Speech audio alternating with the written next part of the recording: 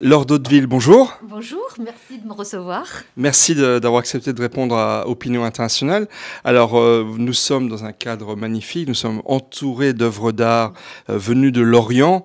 Et justement, vous êtes Madame Orient qui fait venir l'Orient à Paris Oui, du 15 au 17 septembre. tout à fait. Vous êtes la fondatrice et la directrice de Ménard Fair, qui est la foire d'art contemporain et de design du Moyen-Orient et du monde arabe à Paris.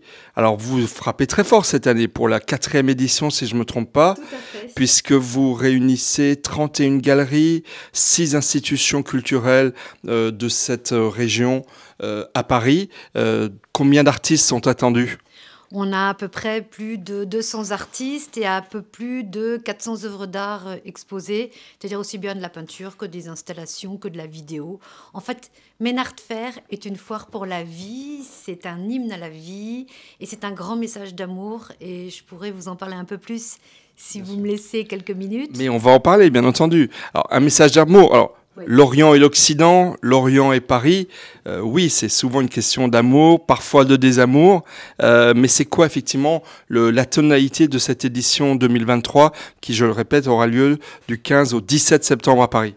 Alors d'abord, nous sommes une foire de découverte. À l'image du Moyen-Orient, nous sommes des organisateurs et toutes nos galeries et tous les exposants qui sont là sont des êtres généreux. Donc on a voulu en fait offrir à Paris et montrer à Paris toute cette générosité, toute cette chaleur humaine, toute cette création incroyable que le Moyen-Orient a.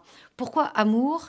Eh bien parce que j'ai 2 artistes qui ont décidé de produire des œuvres spécialement pour Ménard Fair, notamment un calligraphe libanais avec un jeune artiste sculpteur libanais. L'œuvre veut dire Hop, c'est une sculpture monumentale. Hop veut dire l'amour. Et je suis allée la découvrir à Beyrouth il y a quelques jours.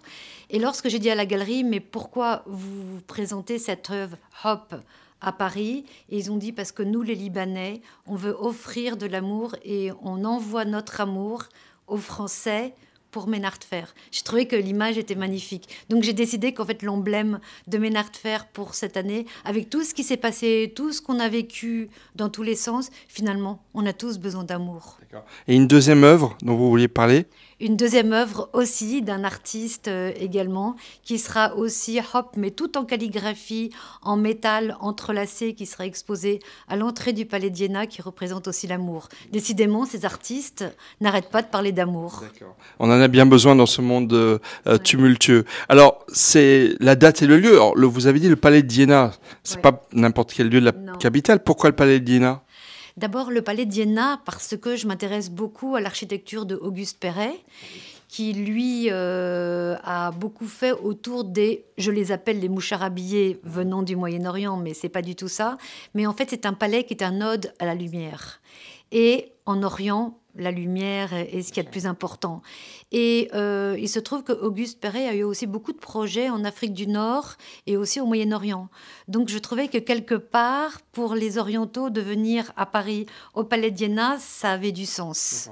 Palais d'Iéna qui héberge toute l'année le Conseil économique, social et environnemental, qui est donc une des institutions de la République française. Tout à fait, 3e assemblée de la République. Exactement. Donc c'est extrêmement important et c'est là aussi où les lois sont discutées. Donc ça veut dire que c'est un lieu aussi de tolérance et de dialogue, comme nous, ce que nous voulons faire. Alors, le lieu, la date, du 15 au 17 septembre. Alors, le 16 et le 17, c'est les journées du patrimoine, les journées européennes, et même, j'ai envie de dire, bientôt mondiales, parce que je suis sûr que le monde entier va s'y intéresser. Donc, la visite sera gratuite, si je ne me trompe pas, les 16 et le 17. Il y a un message patrimonial, démocratique, vous voulez faire passer? Oui, parce que pour moi, l'art est pour tous. Il faut juste ouvrir son cœur pour essayer de comprendre l'autre.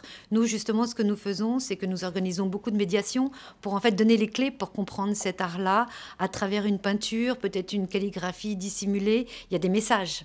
L'art porte des messages. Et à travers ces messages, on veut, pour les personnes qui connaissent moins l'art, justement, pouvoir leur expliquer ce qu'elles peuvent voir et comprendre en fait tout ce qui s'est passé dans ces régions, là où les livres ou la presse ne nous dit pas forcément les choses, c'est justement pouvoir nous donner les clés pour comprendre. On veut raconter l'histoire des régions du MENA à travers l'art. D'accord. Alors, ici, derrière vous, il y a des photos Oui. qui sont des œuvres d'artistes du Moyen-Orient et d'Afrique du Nord. Alors là, on voit Beyrouth juste au-dessus de vous. Mais si vous voulez bien, j'aimerais vous Oui. montrer. Il y a une œuvre qui m'a plus particulièrement surpris, que je trouve très très belle. Ah, ça, c'est une Alors, œuvre qu'est-ce que c'est qui est absolument magnifique d'une artiste iranienne qui s'appelle Haniye Delecroix, qui habite à Paris, mais qui est née en Iran. Et en fait, justement, vous voyez, on en parlait encore tout à l'heure, c'est de la calligraphie, donc elle écrit en iranien. Et quel est le mot, à votre avis, qu'elle écrit ? Amour. Amour. Amour. Je savais pas que vous saviez lire l'iranien. Non, mais là, j'ai deviné. Mais c'est une calligraphie comme la calligraphie arabe extraordinaire. Ouais. Là, c'est du persan. Voilà, Alors, c'est du ça a persan. du sens parce que, quand même... Et aussi, Oui. juste avant, donc le bleu que vous voyez, c'est le bleu qu'on voit là-bas, qui est une couleur très forte. Et elle mélange toujours le bleu, le noir et le blanc. Effectivement, très fort. Effectivement. Surtout le 16 septembre. Alors justement, quand même, vous parlez d'amour. Oui. Mais là, en Iran, il s'agit d'une artiste, une femme iranienne. Le 16 septembre, ça fera 1 an que Mahsa Amini a été assassinée par le régime iranien. Et depuis, le mouvement extraordinaire Femmes, Vie, Liberté, qui continue d'ailleurs en l'a Iran créé. et dans le monde, est très très très actif. Alors, est-ce que Ménard Fer, c'est aussi un message politique? Est-ce que c'est aussi une foire politique engagée pour la liberté, non seulement des artistes, mais également de tous les citoyens de cette région du monde? Alors oui, bien sûr que nous sommes une foire engagée. On est une foire engagée, mais pour la liberté d'expression, la liberté de penser, la liberté de l'être. Donc bien sûr que nous prévoyons faire de quelque chose le 16 septembre, de manière délicate, parce qu'on ne veut pas non plus être lourd avec un moment qui est très difficile pour tous, pour nous tous, pour tous les artistes du monde, parce que finalement, ce qui se passe en Iran est abominable, mais ça se passe aussi dans beaucoup d'autres pays, on en parle moins.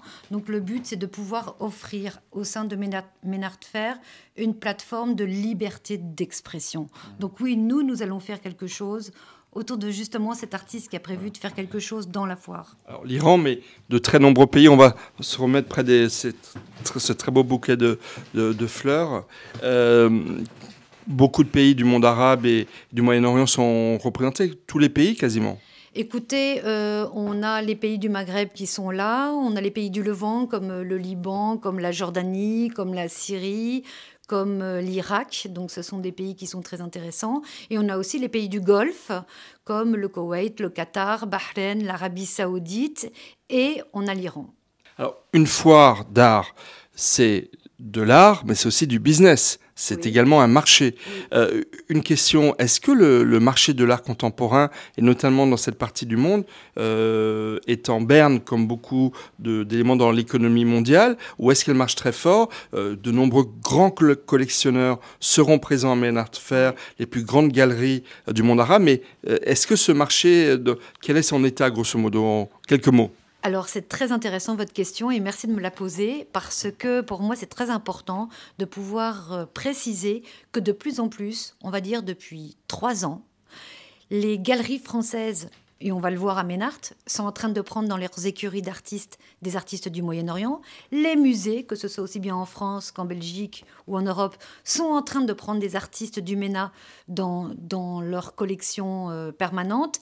Et les maisons de vente aux enchères en France, en Angleterre, en Belgique, enfin en Europe, sont en train maintenant de faire des ventes dédiées uniquement à l'art du MENA. Donc je suis en train de voir que quelque chose est en train de se passer, quelque chose est en train de s'opérer autour des artistes de ces régions. Donc ça veut dire qu'il y a un intérêt du public, il y a un intérêt des collectionneurs, et il y a un intérêt au niveau des institutions. Et justement, nous sommes les précurseurs dans ce domaine pour l'art du Moyen-Orient. Et je voudrais vraiment profiter de cette interview et de l'annonce de votre événement pour aussi rendre hommage à Pierre Cornet de Saint-Cyr, ouais, qui a été un très grand marchand d'art, un grand commissaire-priseur et qui nous a quittés il y a très peu de temps. Je tenais absolument à le citer. Et vous avez tout à fait raison et ça me touche beaucoup parce que vous savez que la première édition de Ménard Fer a été chez Cornet de Saint-Cyr. D'accord. Donc, bien entendu, Cornet de Saint-Cyr fait partie de la famille Ménard Fer. D'accord. Alors, grâce à vous, Beyrouth, je sais que vous avez aussi lancé Beyrouth Art Fair, mais grâce à vous, Beyrouth, le monde arabe, l'Iran, qui n'est pas le monde arabe, c'est la Perse, mais aussi le Maghreb seront présents à Paris pendant 3 jours, et je vous en remercie. Autour de l'art, la liberté, l'expression, il y aura vraiment, tout le monde doit venir, parce qu'il va y avoir des concerts de musique, des performances de danse, on va chanter, on va goûter la gastronomie de ces pays-là. Ça va être la fête autour de l'art, la liberté et les plaisirs. Merci à vous. Merci beaucoup.